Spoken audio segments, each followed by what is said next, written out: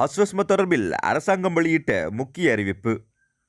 அஸ்வஸ்ம திட்டத்தின் முதற்கட்டத்தின் கீழ் 2022 மற்றும் 2023 ஆண்டுகளில் விண்ணப்பித்த நன்மைகளை பெறுவோர் மற்றும் பெறாதோர் என அனைவரினதும் தகவல்களை புதுப்பிக்கும் பணிகள் தற்போது முன்னெடுக்கப்பட்டு வருவதாக நலன்புரி நன்மைகள் சபை தெரிவித்துள்ளது. நலன்புரி நன்மைகளை பெறும் நபர்களின் பெயர் பட்டியலை வருடாந்தம் புதுப்பிப்பது கட்டாயமாகும் என்பதால் இப்பணிகள் முன்னெடுக்கப்படுகின்றன. இச்செயல்முறைக்காக தகுதியுடைய 29,93,558 நபர்கள் ஏற்கனவே தமது தகவல்களை சமர்ப்பித்துள்ள நிலையில் அவர்களின் தகவல்களை உறுதிப்படுத்தும் மக்கள் தொகை கணக்கெடுப்பு பணிகள் தற்போது நாடு முழுவதும் முன்னெடுக்கப்பட்டு வருவதாக அந்த சபை குறிப்பிட்டுள்ளது. அதற்கு பொறுப்பான கணக்கெடுப்பு உத்தியோகத்தர்கள் பயனாளிகளின் வீடுகளுக்கு சென்று அவர்கள் வழங்கிய தகவல்களை உறுதிப்படுத்துவார்கள். இந்த மக்கள் தொகை கணக்கெடுப்பு பணிகள் மார்ச் மாதம் 28ஆம் தேதியுடன் நிறைவடைய உள்ளன. தேவையான ஆவணங்களை சமர்ப்பிப்பதற்காக தயாராக வைத்திருக்குமாறு அறிவுறுத்தப்பட்டுள்ளது.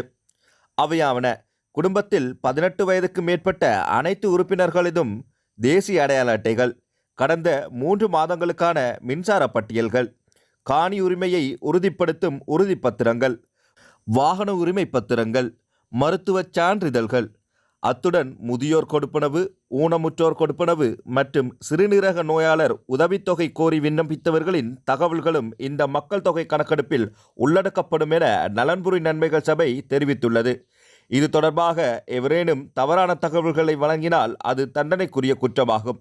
தவறான தகவல்களை வழங்கி உறுதிப்படுத்தப்பட்டால் நீதிவான் முன்னிலையில் குற்றவாளியாக காணப்படும் ஒருவருக்கு 5,000 ரூபாவிற்கு மிகாத அபராதம் அல்லது ஓராண்டு சிறை தண்டனை அல்லது இவ்விரண்டு தண்டனைகளையும் விதிக்க அதிகாரம் உள்ளதாக அந்த சபை மேலும் குறிப்பிட்டுள்ளது. இந்த தகவல்களை உங்கள் நண்பர்களுக்கு பகிர்ந்து தெரியப்படுத்துங்கள். மேலும் விரிவான செய்திகளுக்கு தமிழ் பிளஸ் பிரதான செய்திகளுடன் இணைந்திருங்கள்.